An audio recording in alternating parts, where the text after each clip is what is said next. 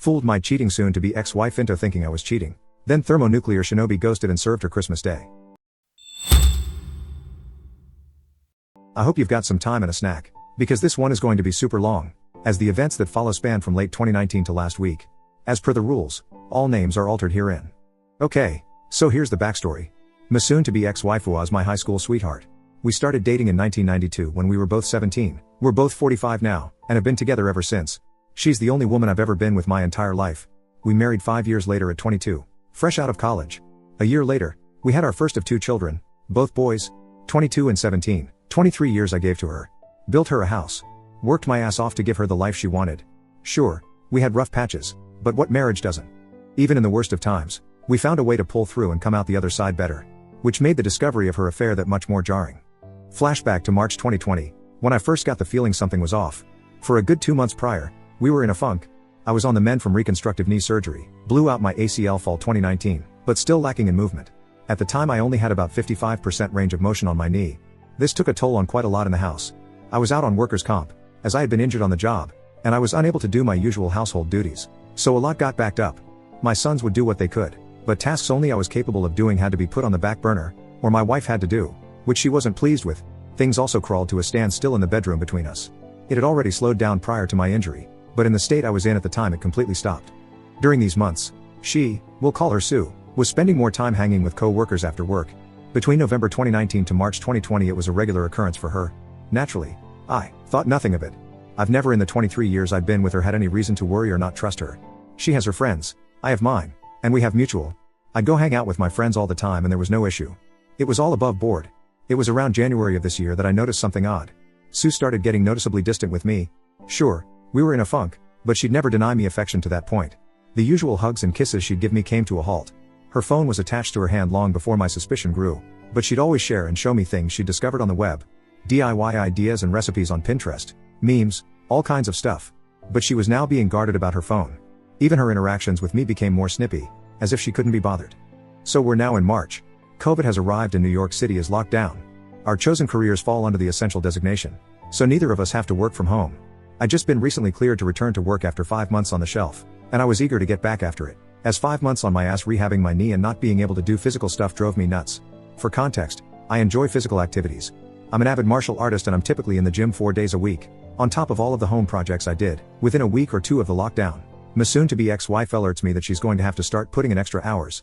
Again, I think nothing of this because of her field. Of course, I was under the assumption it'd be every other day, but no. It was every day. And not just an hour or 2.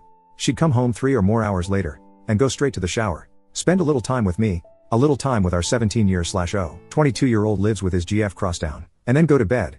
As I'm able to support myself on my knee better, we started getting intimate again, but as you'd probably guess she wasn't mentally or emotionally present for it, which I noticed quickly. So by early April, the picture started getting clearer to me. All of the signs were pointing to the idea that she was having an affair. That's when I decided I needed to find answers. So I scoured the internet on things I should be looking for. Signs of infidelity in one's partner. And sure enough she was pretty much ticking all of the boxes on such behavior. So then my search inquiry advanced to how do I find proof. I started with her social media. Looking at her FB entries from months prior, it's pretty much the usual. Pics of us and our sons, pics with her and her friends, and more than a few pics of her nights out with co-workers. In these pics, it's a mixed bag of her closet's friends from work, and a couple folk I've never met from her work. But I see one recurring thing in a number of these pics. One guy, in every picture he's in, he's rather uncomfortably close to her. His arm is around her shoulder, or his hand on her lower back. Way too close for a guy I've never personally met. Needless to say that put a sour taste in my mouth. But that wasn't the worst of it. No. The worst was the fact that apparently, this dude is a friend of hers on FB and followers her on IG. So I go to look up his FB account and wouldn't you know it, I'm blocked. Why the hell am I blocked from seeing this guy's FB account? But he's friends with her on FB. Yep. Now I'm in Batman detective mode. At that point, I wasn't even trying to deny it. I knew she was cheating on me with this guy. My mission was to find out for how long. And over the course of April and May, that's what I did. You know, I never had any clue the depth of info you could secure from phone, text and email records up until then. We have a family plan cell phone package, and I was able to pull up quite a bit of data. My STBXW's data history was telling. The 2 most frequent numbers she had interacted with from October 2019 to April 2020 was my own, and a number I'd never seen before. Take a wild guess whose number it was? A quick check on Google and I confirmed it was the dude from the photos who blocked me on FB.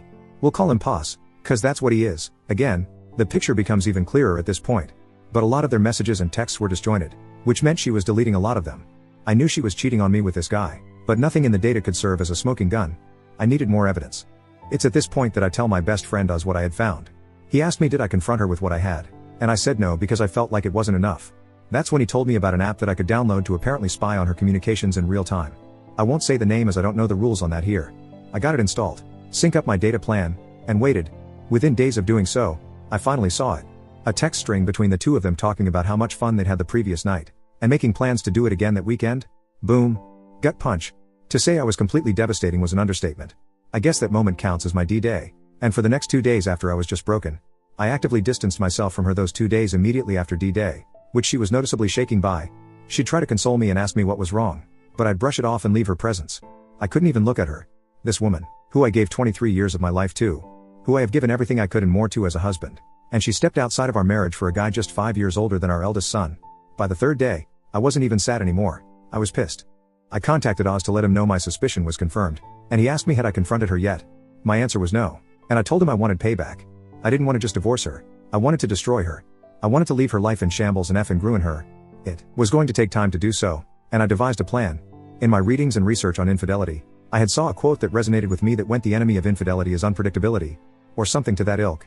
That was going to be the basis of my plan. I was going to make her life hell on wheels, while also secretly planning my exit strategy. So we're now in early June, and I've still got the app installed.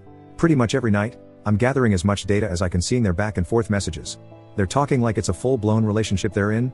Sexting, lovey-dovey romantic stuff, nudes, the whole effing bag. At that point I had stopped looking at any of it. I was just collecting info and cataloging on my private FPS server. Meanwhile, I start doing things out of the ordinary. I start going out at odd times.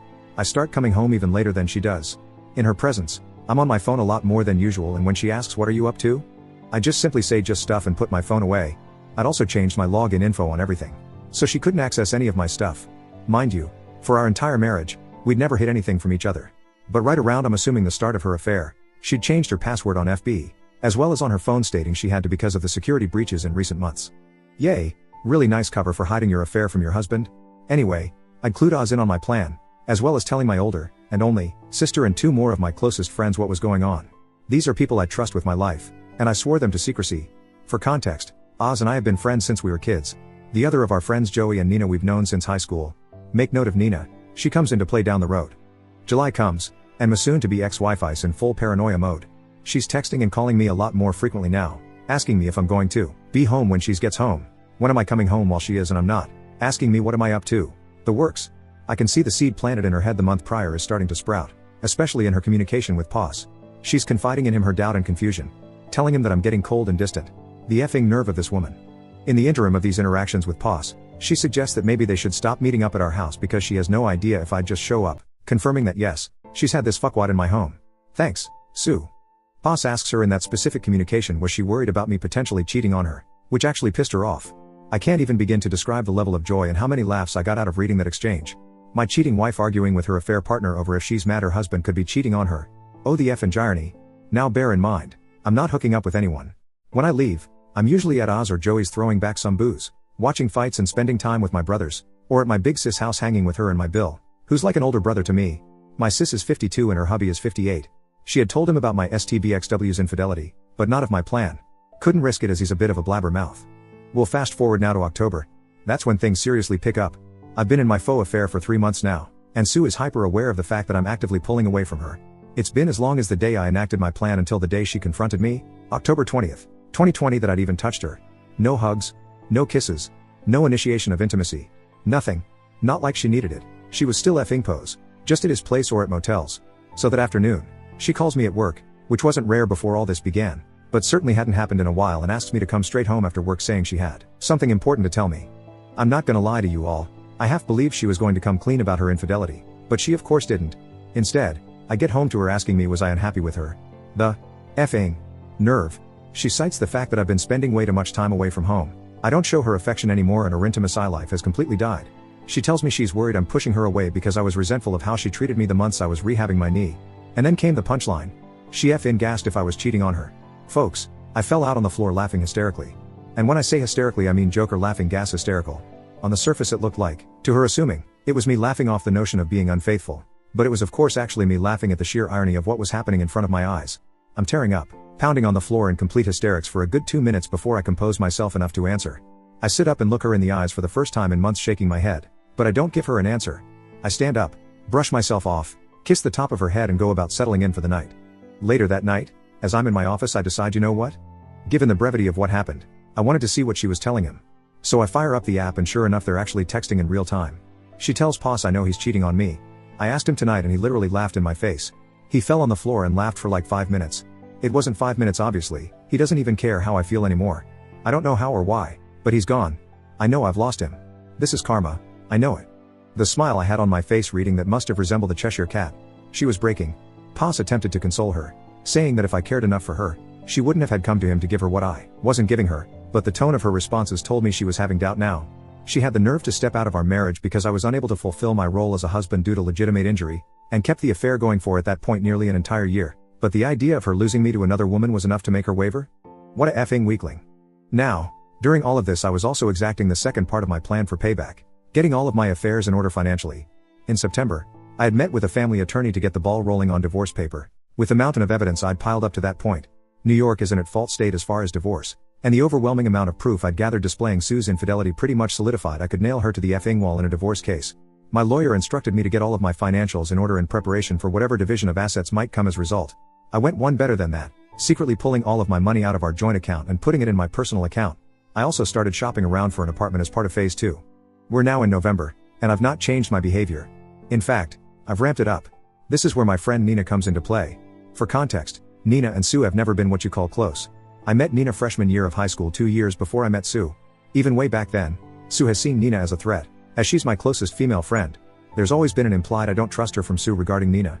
She's never addressed it directly, but it's obvious to anyone who pays attention. Conversely, Nina's never been a big fan of Sue. Early in me and Sue's relationship, Nina called to attention to me how Sue was pretty much imposing herself into our little square of friends, whereas I didn't do the same with Sue's set of friends. That irked Nina because she knew why Sue was doing it. Among Sue's circle even now, there are no male friends, aside from Poss. Whereas Nina is the only girl in my square. Nina had been stuck overseas due to the virus, and finally returned to NYC November 3rd. Oz, Joey and I decided we were going to celebrate her return with a night at Joey's house for dinner and drinks. There was only 5 of us: Oz, Joey, Joey's wife, who is also Nina's sister, Nina and myself. Sticking to CDC guidelines, we take the Rona very seriously. Nina, being the evil mastermind she is, comes up with an evil idea to trigger Sue. She suggested we take some photos in the same vein of the photos I discovered of Sue and Poss months prior, and post them to my FB. And that's just what we did. It wasn't until the 5th that Sue got wind of it, as I'm guessing a few friends noticed my updates and saw how uncomfortably close I was with Nina. This really fucked her mind up, because she still believed I was cheating, and I can almost guarantee she wanted to accuse Nina. But she knew that Nina had been stuck in Europe for the majority of the year. Still didn't stop her from attempting to dress me down that night for being so, as she said, handsy in the pics. I saw this as a golden opportunity to deliver the lead jab for my knockout blow. I say, so what about the pics with you and Poss from last year? He was pretty handsy in them. But did you see me get bent out of shape over it? Deer in headlights. It was the first time I even mentioned the dude's name throughout all of this. The hamster wheel in her head started reeling in real time as she tried to explain away those pics. To that point she hadn't even known I saw them. That's little I use FB. When I actually do post something it's like an event to people. Which is why the pics with Nina specifically got so much traction among our circles. And explain away she did. He's that way with everyone. He's just a really friendly guy. I can see how it looks, but there's nothing there. I'm sorry if those pics hurt you. I'll delete them. No, the pics aren't what hurt me. The year you've been effing dude whilst lying to me that you're working extra hours and hanging with friends is what hurt me. But vengeance, as Lieutenant Worf from Star Trek, TNG so famously said, is a dish best served cold. From that night, Sue was being extra specially clingy and attentive to me.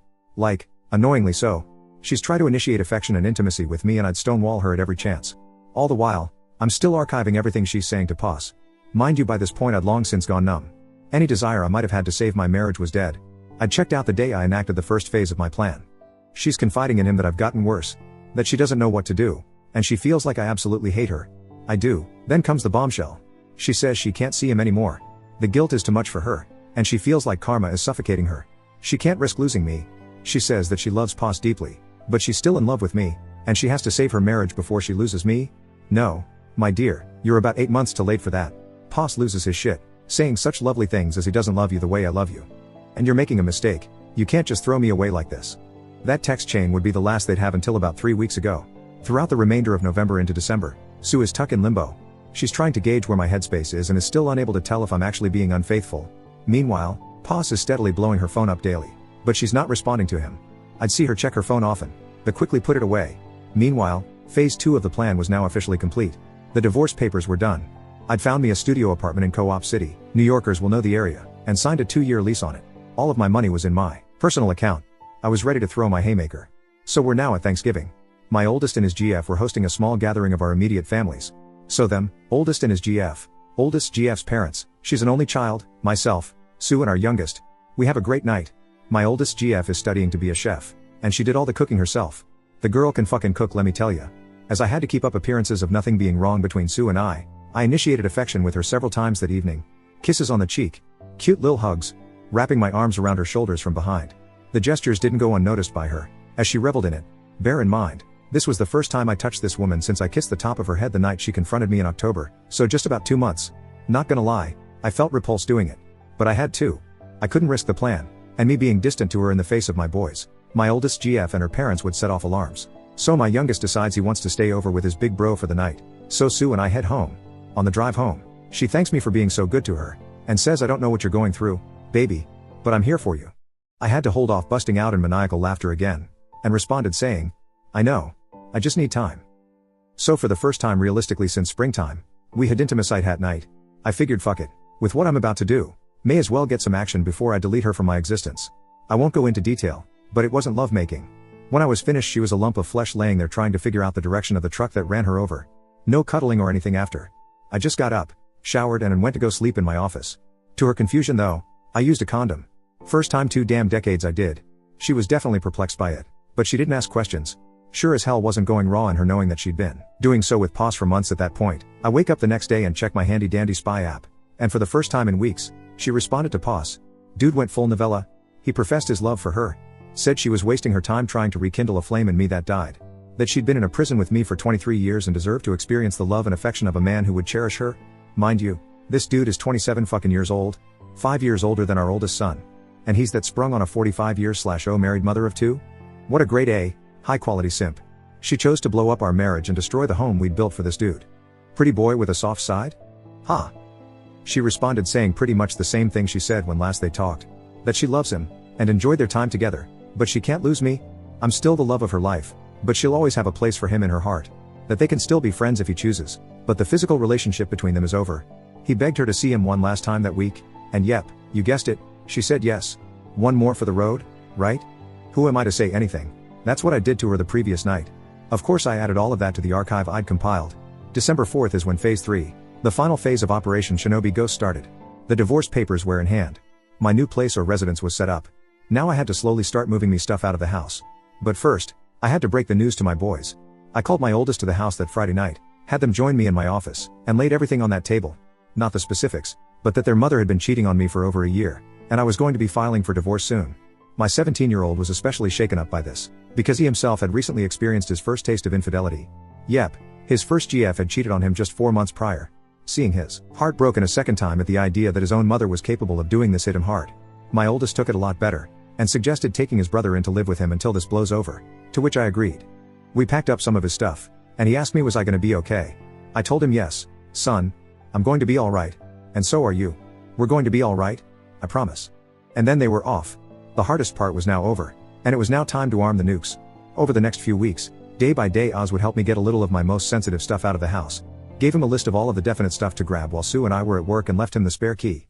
This was all stuff Sue wouldn't notice was missing unless you told her it was gone. I'd also gotten a new phone and phone number, and told everyone who needed to know, Oz, Joey, Nina, my boys, Big Sis and my mother, my new contact info. Meanwhile, I'm keeping up the rows with Sue and she's none the wiser. Trickling bits and pieces of affection to her just to keep her off of the trail, whilst she's still in contact with Poss. Not to the extent that they'd been prior, but there's still an emotional thing happening. The fog is faint, but it's still there. All the while, I gather everything. And I do mean everything. Every bit of data I've archived since I started the plan. Call logs, texts, pics, emails, everything, and start making printouts. Folks, I must have spent over $1,500 on Staples supplies. Printer ink, paper, binders, the works. And I cataloged everything in order, from the beginning of the affair until that last bit 2 weeks ago, December 16th in the binders. 14 of them. I then put each one in a box, and gift wrapped each, addressing them to various people. My mother, my father passed 7 years ago, her parents, her 2 sisters, her brother, Her HR department. Did I forget to mention Poss works for the same company? And there's an expressed rule against inter-company relationships because of the nature of what she does? Several of her friends, Poss and Poss's parents, lugged all of those fuckers to the post office and shipped them all out December 16th. ETA for delivery, December 22-24th. Perfect. So we're now at Christmas Eve. Sue comes home around the usual time. No idea if she'd seen Poss. I'd stopped tracking her on the app the 18th. Figure I'd gotten all the mileage I needed from it. As per usual, she showers, hangs out with me a bit. I blow her back out on the living room couch. I know, I'm in gasshole, and she turns in for the night. The final phase was upon me at long last. The nuke I'd been arming since June was finally about to launch. In the middle of the night, I woke up and wrapped up one of the 3 remaining binders, with the divorce papers taped to the inside cover, and set it on my side of the bed with a note that said Merry Christmas on it. Next to it I left my old phone, and the business card of my lawyer. I packed up the remainder of my most needed items, enough to fill 2 backpacks, and I left my home, that I spent 23 years in, for the last time. That, my friends, was 1 week ago. To Sue I am completely off the grid, gone, shadow ghosted. She's blocked on FB, but still hasn't blocked me for some reason. So I'm keeping tabs on the fallout. It's absolutely glorious. My packages have reached everyone I sent them out to, and Sue is getting crucified. Her youngest sister completely dressed her down. Both of her parents have condemned her. My mom absolutely destroyed her. Like holy shit, I know my mom has a mean streak, but the things she called Sue are unfucking holy. She's been frantically trying to find out if anyone knows where I am, but those that do, aren't saying a word. All over her FB feed she's desperately trying to reach me, because I'm guessing she knows I'm likely looking. But I'm not saying an effing word to her without my lawyer present. That'll be the next time I share oxygen with her. She's got no way of spinning the narrative to paint me as the bad guy, because I've exposed her to everyone who matters to her. And from what a mutual friend who works in the same company as her, she and Poss apparently are being put on administrative leave as of tomorrow. So yay, chances are she'll be going into 2021 unemployed. As for the final 2 binders, well, one has been turned over to my lawyer as my final bit of evidence for my impending divorce, and the last one I put in my storage unit to be burned in Joey's fire pit when the divorce is final. Do I feel guilty about this? No. Not even in the slightest. 23 years I did right by this woman. I gave her the home she wanted. I gave her the family she wanted. I gave her the life I felt we both deserved. And I loved her unconditionally. Never have I faltered. Never have I strayed. Never have I even entertained the notion of breaking my vows. When an issue came up that I felt was affecting our marriage, I came to her and told her, and we sorted it out as best we could. She opted to find comfort in another man's bed. Rather than come to me and say she was unhappy with her intimacy life at the time, she decided to step out with a young punk who gave her the tingles. So no, I have no sympathy for what I did, or for her. She can burn in hell for all I care. The most I stand to lose is my house, a car and maybe a couple $100 a month in alimony. But seeing as the divorce is filed under the statute of adultery and NYS is at fault, that might get waived with the insurmountable amount of evidence I've provided. As far as I'm concerned, she's dead to me and I'm never looking back. Quick edit, NYS is not fully at fault. Under certain circumstances a divorce can be filed at fault, of which my lawyer has informed me my case falls under. I'll be meeting the soon-to-be ex-wife with her lawyer tomorrow. I'm guessing I'll just update here. Update, fooled my cheating soon-to-be ex-wife into thinking I was cheating. Then thermonuclear shinobi ghosted and served her Christmas Day. Christmas Day was the first full day I spent in my new apartment. It's still a work in progress, as I have more stuff I want to get, but overall I've made it my home, since I'm going to be here for 2 years at least. My boys and the eldest GF came over and spent a good portion of the day with me. The GF brought over treats she'd made, and also whipped up a really nice meal.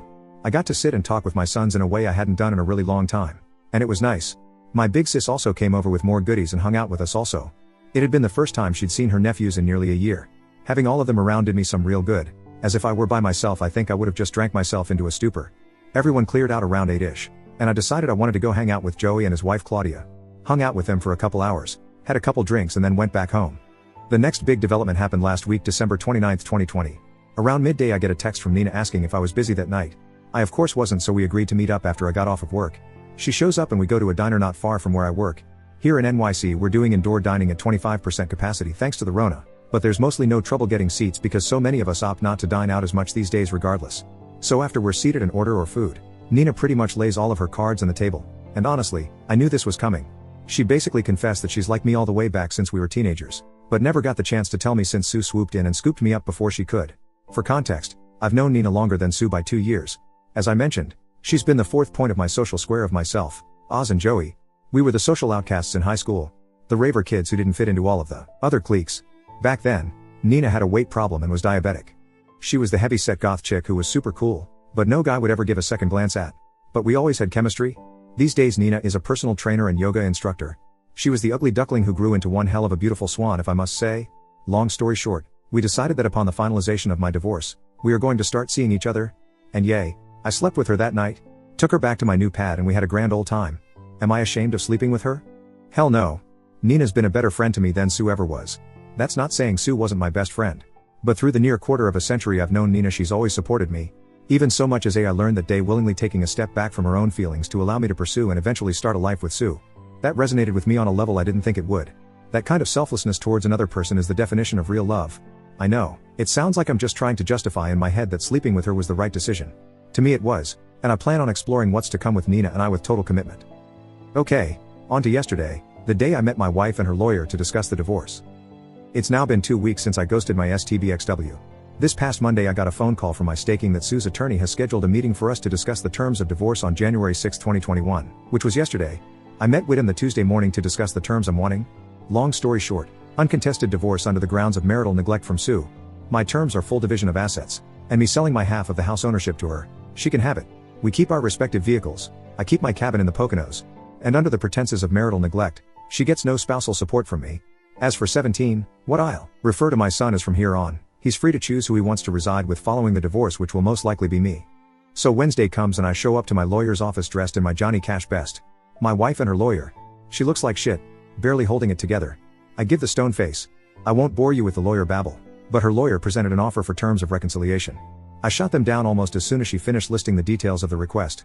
Like I said, I'll spare you the details of the meeting. Long story short, we agreed to a legal separation leading to an uncontested divorce. The only revision is that I will pay her $653 a month of temporary spousal support to cover the cost of utilities until she's gainfully employed again. Yep, she got fired for effing pose. He got canned as well, up to a year after the finalization. I make enough that it won't hurt me financially even if she drags her feet finding a new job. And she's got enough in her savings to live off of for quite some time. Once a full calendar year has passed after the finalization date of the divorce is passed, she's on her own. Small price to pay for being rid of her cheating ass. It'll take roughly 3 months for things to go through, so early April if there's no cock-ups, I'll be free of her. So after the meeting, my lawyer gives me some final words before telling he'll be in touch to update me on the progress of the filing. Back out on the street, Sue chases me down and asks can we talk. I figured I'd give her at least that. She held it together fairly well in the meeting, but outside let the waterworks flow saying how sorry she was, and how she never meant it to go as far as it did. She says she never expected to fall in love with Poss, but knew when she thought I was cheating how wrong it was to betray her own husband in such a way. She asked could I ever find it in my heart to forgive me, and that maybe in a few years could we try to start over. That she can't imagine what her life is going to be without me. I tell her to start imagining it soon, because this will be the last time I ever speak to or see her. I tell her that 17 is almost a man, and old enough to make his own choices as to his own future. I say that I gave her half of my life, and every ounce of love I had unconditionally, and she in her own words fell in love with another man. That there is absolutely no chance of me ever forgiving her.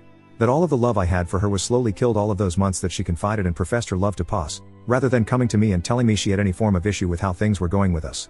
I told her I loved who she once was, but I hate who stands before me, and that if I never see her again it'll be too soon. We are on the sidewalk in Midtown Manhattan, her making a scene crying her eyes out. A couple folk walk by and give side glances, but at that point I didn't care. I wasn't about to publicly humiliate her. I pretty much already socially and professionally destroyed her, but I needed to get the last bit of emotion I had for her out. I finished my telling her I didn't regret the 23 years I spent being her husband. I regretted that in 23 years she decided the easy way out was the better option. And I have your lovely sons of bitches on Reddit to thank for this last one, because it popped in my head just seconds before I said it. For 23 years I thought she was mine, but it turned out it was just my turn. Put in my Raycons, turned around and walked the fuck away. Later that night, he father calls me and apologizes. He praises me for always being a good man to his daughter, and tells me he's ashamed of her and that he raised her better than what she did. Not gonna lie, I'm going to miss the old man. My dad died years ago, so he's always been my default father figure since. But I can't see myself maintaining a relationship with anyone on her side of the family. After that call, I went on FB and symbolically changed my relationship status to divorced. Yay, it's not final yet, but in my eyes it's over and done. Like I said, when I make a post on FB it's an event, so plenty of folks started hitting me up over Messenger asking question. And I laid it all out that I filed for divorce with Sue earlier in the day. Of course Nina called me, shocked that I pulled the trigger so fast. Obviously I was already in the process of it when we spoke, but she had no way of knowing how far it was along. I asked her if she could come over, and of course she comes a-runnin'. We knocked boots again, but this time she stayed the night. We laid in my bed and talked into the wee hours of the morning, and I haven't felt this level of relief and connection in really long time. Nina gets me, and I can't get enough being around her. Since the day she confided in me she's all that's been on my mind. Yeah, I know some folk are gonna say it's fucked up I'm moving on so fast, but as far as I'm concerned my marriage ended the day Poss let Sue touch his pecker, so I'm about due. So yay. That's it. That's the end. My divorce is in the works, and I'm moving on to start a relationship with Nina. I know in a comment response to someone I said I'd probably not marry ever again. But that was before Nina came clean to me about how she felt towards me. And I can't deny that I feel the same. We're going to take it slow. And we're not announcing anything until the divorce with Sue is legal and official. As for Sue, I could give a flying fuck what happens to her. She could move past into our old home for all I care. I'll be getting my money for the house over the course of 2021, 4 quarterly installments, and aside from the $653 I will pay out directly to her savings account monthly, I never have to see or speak to her again. To all of the words of support, encouragement and praise, I eternally thank you all.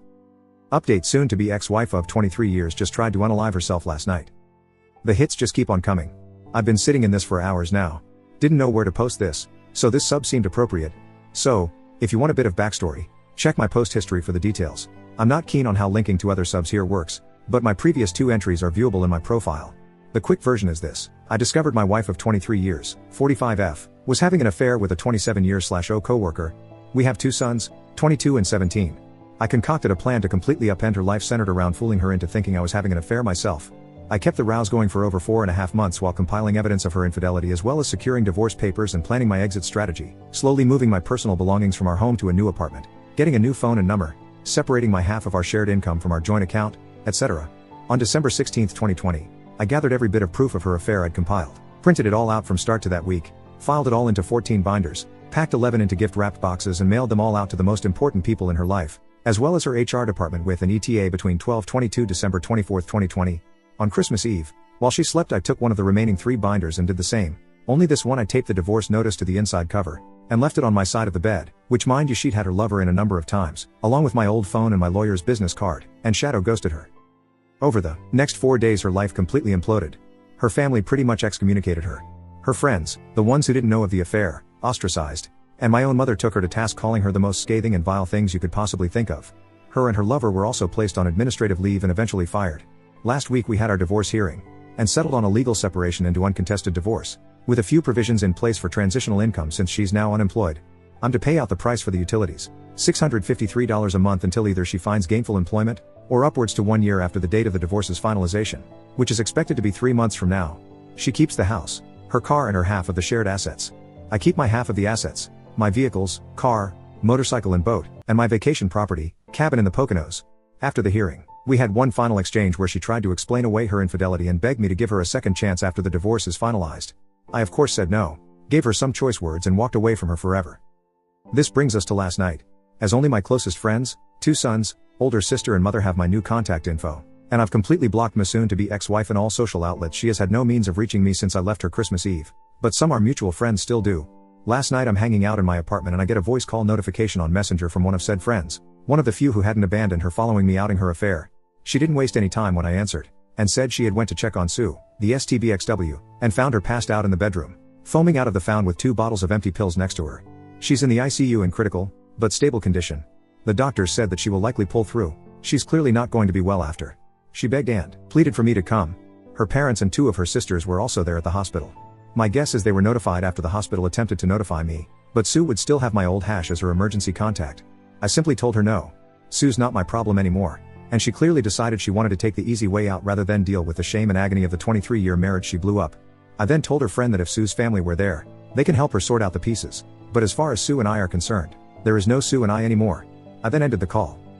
I've had a few hours to sleep on it, and my sons called me this morning asking if I knew. I told them yes, but I also let both of them know that if they want to be there and supportive of their mother, I will not hold it against them or judge them for it. She is their mother after all. But I myself wash my hands of her, and care little to nothing about what she does for or to herself anymore. They were both a little taken back by this, but respected my stance. However, now that the news has broke about her suicide attempt, many of those friends who dropped her are all starting to surface again, and saying I need to be there for her, that even despite what she did to me, I need to support her in her time of need. I've also been informed that her AP tried to visit her this morning, but wasn't allowed because he's not family. I'm getting dogpiled on to go see her, but I feel nothing for this woman anymore. I haven't for a very long time. I checked out during the process of getting my payback for her betrayal, and I stand by the fact that I don't care at all for what she's done. In fact, it makes me hate her even more. She's the one who was unfaithful. She's the one who, though a near year-long fling with a guy 5 years older than her oldest son, was worth destroying 23 years. And now that she has to face the consequences of her choices, she chooses the most selfish way of deal with. Even now, seeing as she's in all likelihood going to survive, she's cultivated immediate sympathy from everyone who took her to task, and I'm being made out to look like the jaded ex-husband unwilling to sympathize for her by most her family, not her dad. He's reached out to me over the last few hours and said he respects my decision to stay away. It's like I never even truly knew this woman. 23 effing years and it comes to this. Yes, I know the way I broke things off with her may have put her in a poor mental state. But now a whole new can of worms has been opened up because either she had a complete mental breakdown and decided to self-delete herself, or she made an extremely risky and calculated move to cull favor back from people who just weeks prior condemned her for betraying me. She cheated on me, and now she's the effing victim? Sorry if this comes off as randish, but I'm here trying to wrap my brain around this. I want to be perfectly clear, I am not going to visit Sue. She waived her right to me caring about her well-being the day she let Poss, my personal nickname for her lover, put his dick inside her. This might come off as heartless, because despite the cool, calm collected way I've been throughout my who ordeal, my feelings are still very much raw, but I don't give a fuck about this woman. Haven't for a very long time. I'm aware I'm going to be vilified by a number of folk here. I don't much give a shit. Think of me however you want. If you were in my shoes you'd see her actions vastly different. Some of you folks are going to go look up my post history and see the story of what I did to her. And you're going to draw the conclusion that her suicide attempt was my fault. That me tormenting her for all of those months, fooling her into thinking I was cheating on her while she actively cheated on me, then destroying her socially and professionally as a result was the catalyst for her meltdown. Maybe it was. Maybe I am heartless sociopath. But, as Arthur Fleck so famously said, you get what you effing deserve. I gave this woman half of my life and did absolutely everything to be the best possible husband she could ever have. By her own admission, I had no bearing in her decision to step outside of our marriage. She did it for her. Her selfishness knows no bounds, and I'm glad to be rid of her. If it makes me the bad guy because I will not go see her and never plan on interacting with her ever again, so be it. I hold true to my damn convictions. She made the choice to betray me. She made the choice to put her needs above the needs of our marriage. So now it's my turn to choose to me over everything else. She can rot in the darkest pit of hell for all I care. Let everyone else help her fix her. My obligation to ever care about her well-being ended the day we signed the separation agreement. I just needed to get this off of my chest. If you're going to cast judgment on me for feeling how I feel, save it. Like I said above, after 23 years and 2 children, I never really knew this woman after all. I have no sympathy for her, and I never will. Let her effing grot. Quick update, I've been informed by Sue's dad that she's been moved from the ICU to the mental health wing.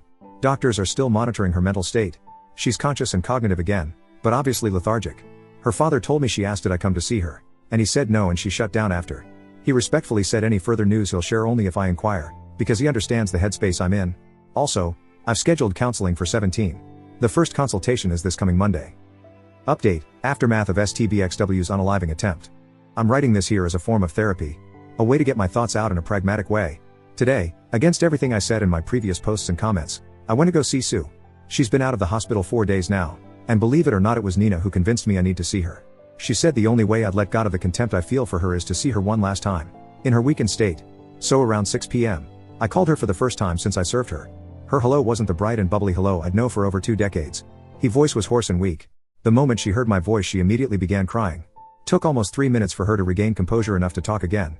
Before she could say anything, I told her I was coming to see her within the by 8 p.m., and she agreed. It's about an hour and a half from Co-op City, where my new apartment is, to my old home. So I grabbed a bite to eat from the local pizzeria and started on my way there. I got there about 7:47 p.m., and she was already at the door before I pulled into the driveway. As I came near, I could see the toll her actions had taken on her. She was noticeably thinner. The unhealthy kind of thin. As a whole, she looked like the Walking Dead. First thing she does is try to come in for a hug, and I stop her cold. She got the hint that I wasn't there to console her, and backed off immediately. We go inside and sit in the living room. Almost immediately Sue tells me she wants to come clean. About everything. She tells me she couldn't live with the guilt of what she did to me and the boys. From the day we signed the separation agreement, she went into a downward spiral of guilty and agony that led her to her suicide attempt. Her friend, the one that called me from the hospital, had noticed her behavior and started coming over to check in on her. She said the doctors told her had she not been found just an hour more, she would have succeeded. She admitted to failing me as a wife. That her falling for Poss was wrong, as was her choice not to pull back when she knew she was getting too deep. She also apologized for sharing the many intimate details of our marriage and speaking ill of me to him. That she never imagined herself being the kind of person who was capable of doing that, but she was. She said she believed in her head that she was doing the right thing, but ultimately when she thought I was cheating it all hit her like a ton of bricks. The feeling of betrayal was suffocating, and she had to get out of as soon as possible, but it was obviously too late by then.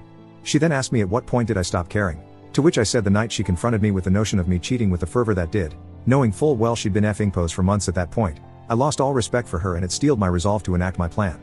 She told me that when she woke up Christmas morning and found the gift I left she was over the moon, until she opened it. That when she realized what it was, and how much I had known, she literally went mad, and hasn't set foot in our bedroom since. She was frantically trying to find if anyone knew where I was, but when she went on FB to ask, she started getting thrashed by friends and family about what she had done, but had no idea how everyone knew so fast. That's when I told her about the other binders. The look of shock on her face was priceless. It all dawned her that I did this to her. Everything she's gone through, her friends turning on her family shaming her, and yes, even her losing her job was my doing. She just fell silent and shut down after that. I took the time to go use the bathroom then, and it was in shambles. The mirror was broken, her skincare products were all over the place, and the tub looked like it hadn't been cleaned since they took her to the hospital. When I came back out to the living room, she has her face in her hands weeping, and I can honestly say I felt nothing. No more anger, no more rage, and absolutely not a shred of pity. They say the opposite of love is indifference. Looking at her, that's all I felt. She looks up at me and says I fucked everything up. I ruined us, and I have no idea what to do. I can't do this by myself. I tell her, she's got her family, her friend who found her, and our sons. But she doesn't have me. She never will, ever again. I tell her I came to give her closure from the ordeal she just subjected herself to. But the moment I walk out that door, I'm never looking back. So the topic of pos comes up not long after. She tells me he reached out to her 2 days ago. They talked for a couple hours and it ended with her telling him he needs to move on with his life. Find a younger woman and forget she exists. The remainder of the convo was Sue apologizing for he betraying me and asking again, was this really the end? I look her dead in the eyes with no hesitation and say yes. It's been over long before I served the divorce notice on Christmas. I felt that was my cue to depart. No words were said, because what more could be said? I left her sitting on the couch, closed the door behind me, got in my car and drove home. It's 2:56 a.m. as I'm typing this. I needed to get this out while it's fresh in my head. This is it. The saga of Sue is done. 17 and I are both scheduled for counseling in the coming weeks.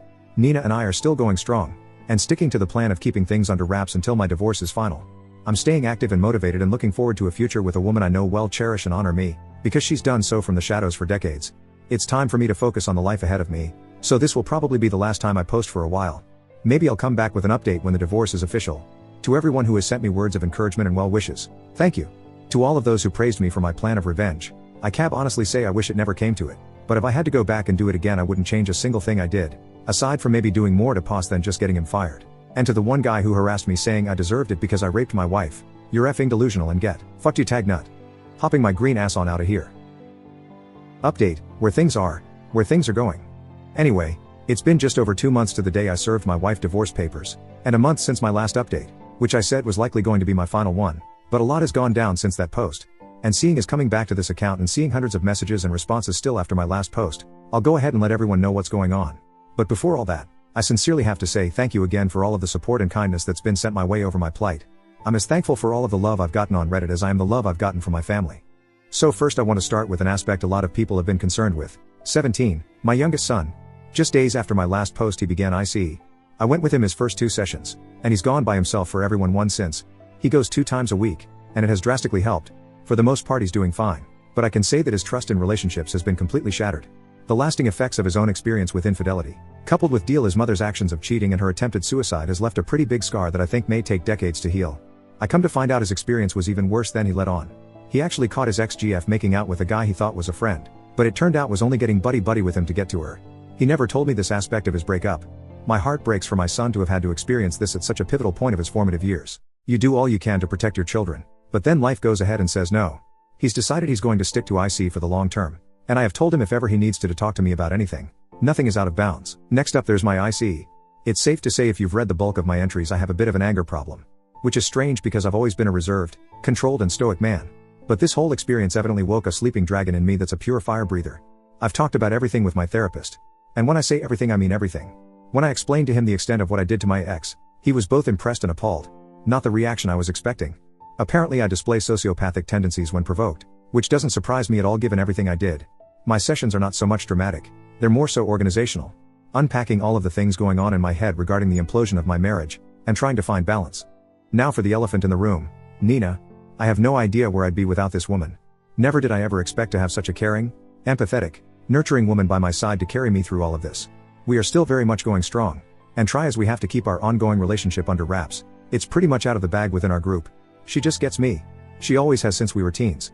And since she knows the pain of having the person you've invested your life into being with cheat on you as well, she does all she can to help me cope with my feelings. We split time between staying at her place and my own. The discussion has come up about moving in with each other, but her 5-year-old puts a kibosh on that idea. My place isn't big enough for 3 people, and I'm locked into my lease until 2022. So for now we'll keep splitting time between. When her daughter is away with her father, Nina's at my place. When she has her daughter, I'm at hers. Speaking of her daughter, I absolutely adore her and she's taken a shining to me. I wish I could find the words to truly put into perspective how important Nina has been to me through all of this. If you haven't taken the time to read my previous entries, Nina has secretly been in love with me since we were sophomore in high school. But she was an ugly duckling back then who thought she had no chance with me. She actively sat by and watched me chase after, date and marry my soon-to-be ex-wife Sue, knowing how she felt. Well over 25 years she held this secret until a week after I had my divorce hearing, where we met for food and she laid everything on the table. I consider myself lucky to have her in my life. We constantly talk about what the future holds between us. As we've both been burned by marriage, we're definitely not going that route. But we have discussed a civil union. We'll probably wait a little while before going that route, but it's pretty much decided between the two of us that we are it for each other. Last but not least, the soon-to-be ex-wife Sue. What I have to tell everyone about here is that, well, there's nothing to tell you. After the final time I spoke to her after her attempted suicide, I've gone 100% NC with. I have no idea how or what she's doing, and I don't care to ever know. As far as I'm concerned, she's dead to me. That's really about it for the most part. Life goes on. It's March 2nd as of me typing this, so there's just one more month to go regarding the filing going through. By this time next month, I'll be a free man officially. And I'm counting down the days I can finally and truly begin the next chapter of my life. Edit, to clear something up, I made a mistake with my statement about being clinically diagnosed as a sociopath.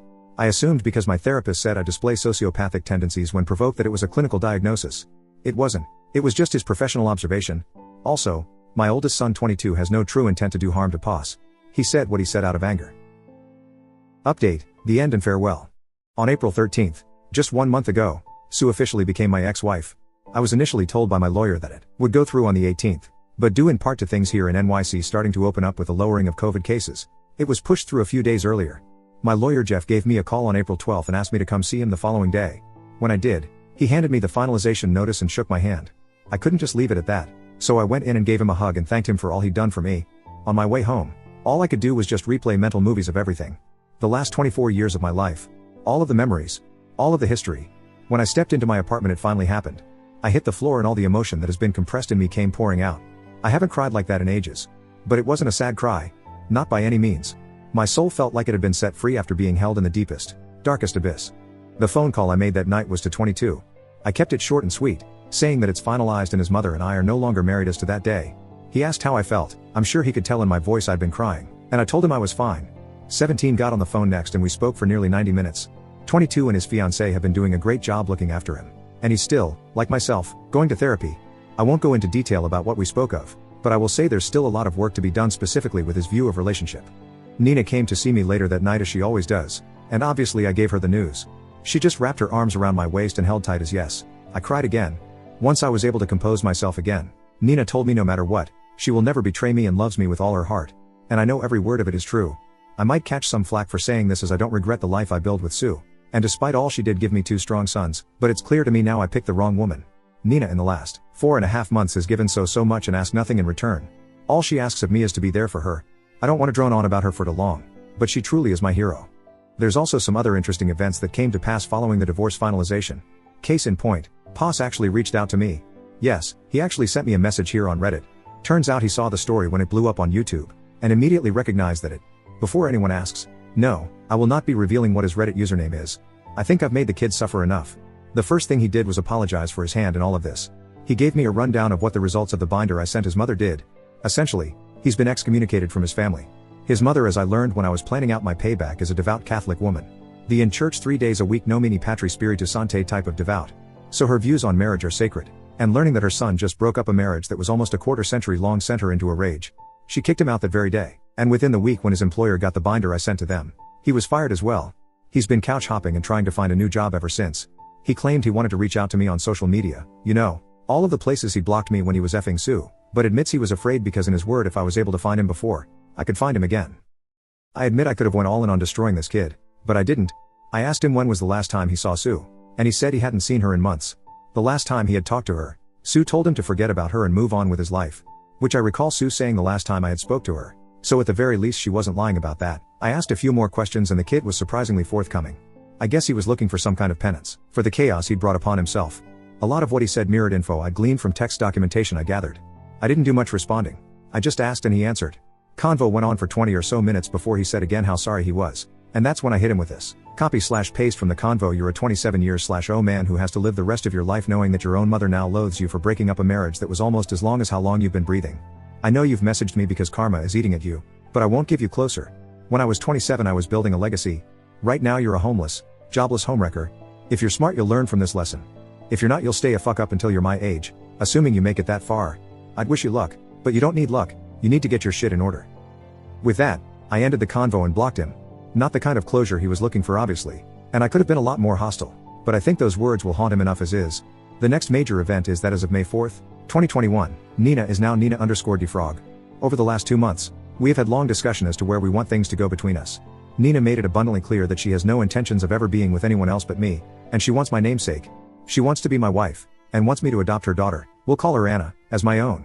As I've made mention of in the past, I adore this kid. She's 6 now, birthday was last month, and she idolizes me. I'm the first father figure she's had since her bio dad pretty much cut out on them when she was 4. And Nina's made a practice of not introducing any man she's been involved with since her divorce in Anna's life unless they had staying power. Needless to say, I have staying power, and experience raising children. And speaking of, Anna and 17 are like 2 peas in a pod. The big bro/lil sis dynamic between them in both stunning and adorable. 17's really clung on to Anna and her revels in it. Had to talk to my therapist about it, and he said it's definitely a good sign. 17 sees innocence he wants to protect in Anna even though his innocence has been shattered. So, we decided last Monday to go to City Hall and pull the trigger. Took 24 hours to get the marriage license, and the reveal was the most uneventful reveal ever conceived. Oz made mention as if no one didn't see this coming, and Big Sis said now placing bets on when the now expecting post goes up. We thought we were keeping our relationship under wraps all these months, but pretty much everyone figured it out already. So yay, that was kinda hilarious. Some people are going to say it was too soon. And yes, I said in past comment responses that I'm never getting married again, but that was all before the true dynamic between Nina and I manifested. This woman has professed her undying, unconditional love for me. She has laid in my arms and cried saying how happy she is, and how she never in a million years imagined she'd ever have the chance to be with me. She's gone in painstaking detail about how she's felt about me the past 25 years, and how even while she was married she lamented the notion that Sue won. And I honestly had no idea how deep that rabbit hole went. She even went as far as saying there were times where she herself had thoughts of having an affair with me popped into her head, but she could never be that kind of person. And even so, through all of the years I've known her, she has given me so much and asked so little in return. Even the woman I married and had 2 children with has never shown the amount of love to me that Nina has. I'd be a fool not to give her my name. So now, she has it. And we're in the early stages of paperwork for me adopting Anna. And finally, there's Sue. I've not spoken to her since the last time I visited our marital home, which is going on 4 months ago. But mutual friends, the ones that are left, do send me updates from time to time. Through one of those friends, a realtor, I know that she sold the house and he gave her a job as a clerical assistant in his firm, and in doing so waived the assisted payments I had to fork over as a result of her unemployment. She now lives in a small apartment close by his office, which he also helped set her up in. She's functioning, but a shell of the woman she was. She's barely gained weight and keeps to herself. She comes in, does her work and doesn't socialize with anyone but him. Likely because her socializing with people from work is where this whole thing started.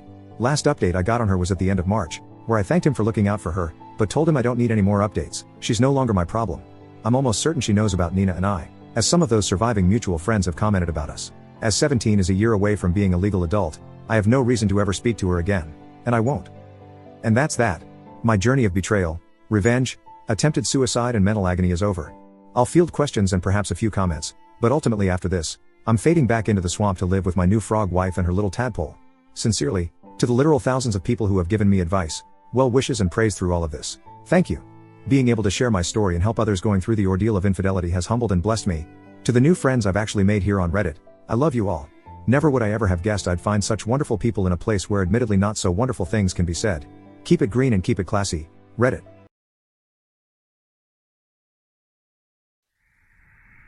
Faceless fabulous.